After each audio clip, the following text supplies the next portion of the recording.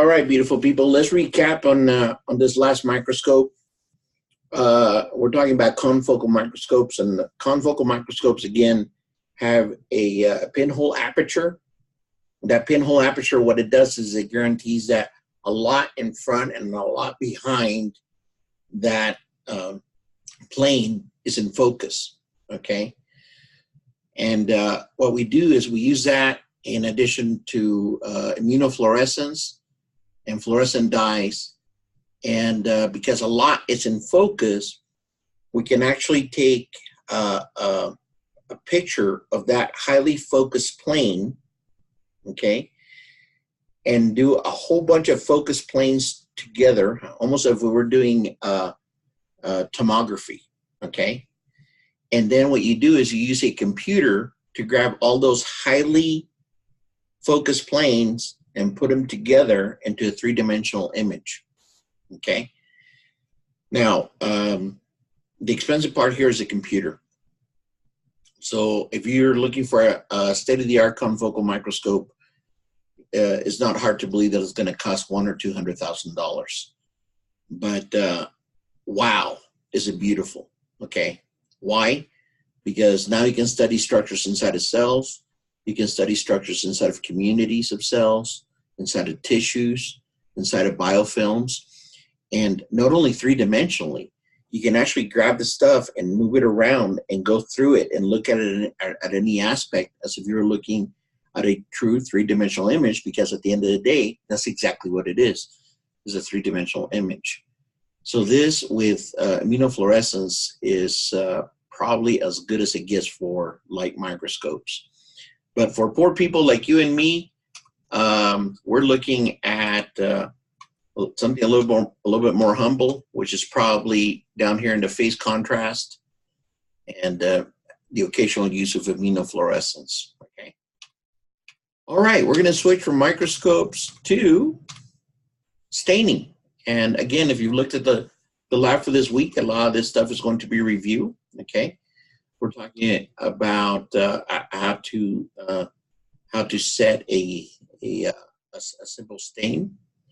So a simple stain, again, you take a little glass slide, you take a small drop of water, and then you grab a small inocula of the organism, you put that into the water, you spread it, allow it to air dry, and then you pass it over a flame in order to affix the organism to the glass plate.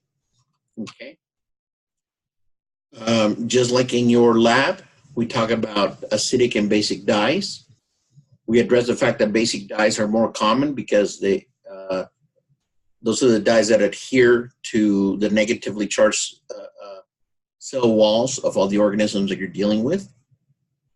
So we're talking about what? We're talking about crystal violet. We're talking about safranin. We're talking about methylene blue. The acidic dyes that do not adhere to these negatively charged walls, that consists of like nigrosin for the negative stain or Congo red for capsular stain. Both of those are acidic stains, and they are repelled by the negative wall of the organism, and consequently it dyes everything else except the cells themselves. Okay. So it's important to know that basic dyes, okay, stain acidic structures, and that they're more common because cells have a negative charge. Okay, that's important to know. We just finished addressing these: crystal violet, safranin, methylene blue. Okay, those are examples of simple stains. What's a simple stain? Again, it's a stain in which we only use one stain. There's nothing differential about it. So there's a simple stain. Light microscopy of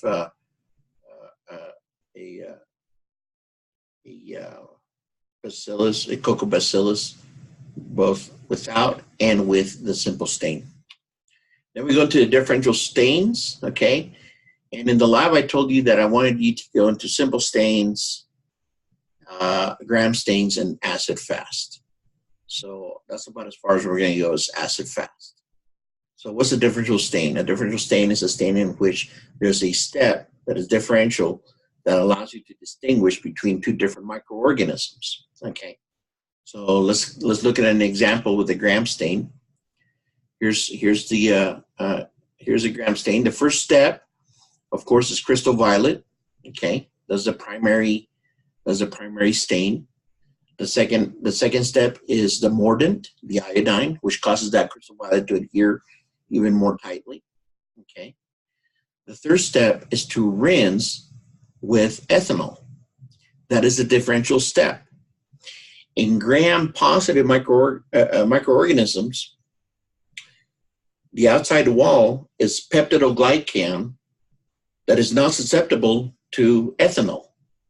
So once it's stained with crystal violet, it remains stained with the crystal violet. It remains blue to purple. That's your gram-positive. Okay. By contrast, your gram-negative has a thin peptidoglycan cell wall, and it has a thin plasma membrane outside and inside. Okay. So here's a plasma membrane outside that is stained with crystal violet, but when you add the ethanol, that emulsifies that exterior plasma membrane and it washes it off. So that is a differential step. When the ethanol is added to the gram-positive, it remains purple to blue, but when you add it to the gram-negative, the emulsification of the previously stained external plasma membrane causes it to go clear. Okay? Now what do? Now we counterstain with safranin, okay? And that safranin doesn't do anything to a gram-positive because it already has crystal violet. But in the gram-negative, now that it's shed the external plasma membrane and there's new peptidoglycan being revealed, that peptidoglycan can be counterstained with safranin, causing the gram-negative to come out a pink to red color, okay? And I've got safranin highlighted in red here to remind me to tell you that safranin is a stain that's used in a couple different stains. One in gram stain, and the other one that it gets used in is in endospore stain. Okay, so here you stain with malachite green for the endospore, and then the counter stain is safranin. So there's two stains in which we use that stain. Okay, this is acid fast. This is Ziehl-Neelsen. Okay, and acid fast distinguishes between acid fast and non-acid fast microorganisms. So if you have kind of gotten an idea that gram-positive bacteria are slightly better protected than gram-negative, to an extent that's true. Okay, why? Because in the gram-positive we have that thick peptidoglycan cell wall. The gram-negative is a small wall with two plasma membranes. So gram-positive are a little bit tougher than gram-negative, okay? Even though they're more susceptible to antibiotics, okay, because of that thick peptidoglycan cell wall, gram-positive are typically a little bit hardier than gram-negative. Can it get worse? Always, okay? And here's the worst. Acid fast. If you have an acid fast microorganism, that means that the cell wall is very thick and is made out of very waxy mycolic acids. And very difficult to get through, very difficult. And consequently, it's very difficult to destroy and kill this organism, okay? What's an example of a microorganism like this? Tuberculosis, M. tuberculate, leprosy, M. tuberculate, M. leprosy. Okay, so mycobacteria are the scourges of the world because they are so hard to get rid of. Okay, so tuberculosis and leprosy are examples of acid-fast bacteria that have thick, waxy walls. Okay, so this Ziehl-Neelsen stain. Okay. What do we have? This is a hot stain. What does that mean? That means that we heat the bacteria while we're adding the primary stain. Okay. So the primary stain is carbofuran, and we heat it, okay, for 5 minutes. You put bibulous paper on there, you put the carbofusion on there, and you drop it for 5 minutes in a well-ventilated room, okay? After 5 minutes, you discard the paper, rinse it gently with water, and then you decolorize with acid alcohol. Not just alcohol like in gram stains, not just alcohol, acid alcohol, okay? So the alcohol doesn't do anything to the peptidoglycan cell wall of gram-positive bacteria, but the acid alcohol does, okay? So when that acid alcohol hits gram-negative and gram-positive bacteria, the external structures come off. But in acid-fast bacteria, because of that very thick, waxy wall, nothing happens, okay? Those mycobacteria. So in that instance, that mycobacteria would be stained that reddish pink color of the carbofusion. The counter stain in Zeal-Nielsen is methylene blue, which is why these blue cells are not acid fast, but these red cells are acid fast. Okay? So it's important to know, it's important to remember that Zeal-Nielsen is a hot differential stain. In other words, it requires heat. Okay? Which other one requires heat? This guy right here, this endospore stain. Okay? This is hot, except that here the primary stain is malachite green. That malachite green is going into the endospore. The endospore is a little bit different. Okay? So in bacilli, see here you have vegetated bacillus. You see that? These bacillus are still happy. They figure that they have enough nutrients and they're happy. But the second that bacillus thinks that is running down in nutrients, it goes, uh-oh, time to protect myself. And it wraps up its DNA into this endospore. And that endospore is impossible to kill. You can use bleach, you can use alcohol, you can autoclave, you can radiate it, you can desiccate it. Nothing happens to it. You can burn it. That'll get rid of it, right?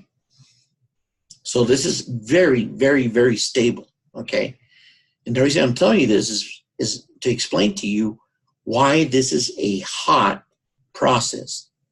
It's hot because it's very hard to get that malachite green into that endospore, okay?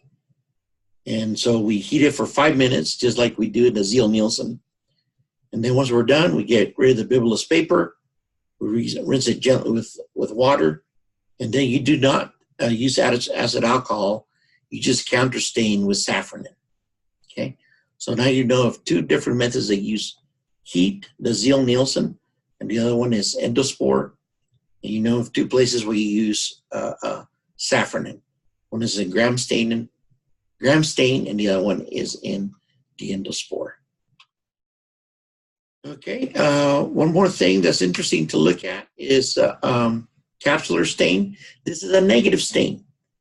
Okay, just like the nigrosin is a negative stain, this is a negative stain. Okay, so if we go back to that one slide talking about acid and basic dyes. Okay, all the dyes that we've been using, except for nigrosin and Congo Red, those two are acidic dyes. Otherwise, everything else we've used is basic. Okay, so nigrosin and Congo Red are acidic. Here's a Congo Red. So we're using it with K-pneumoniae. And what it does is it stains everything except the capsule of the Klebsiella pneumoniae, so we can see the capsule. See how thick those capsules are? That absence of color doesn't mean that there isn't anything there. It means there is something there. And it's a very thick capsule. And that's why when we become sick by this pneumonia-causing organism, it's hard to kill it because our body defenses have to traverse that thick capsule that it has. Very neat, right? Here's a flagellar stain with crystal violet. And that is the end of this this lecture. Thank you for your attention, and I'll talk to you guys soon.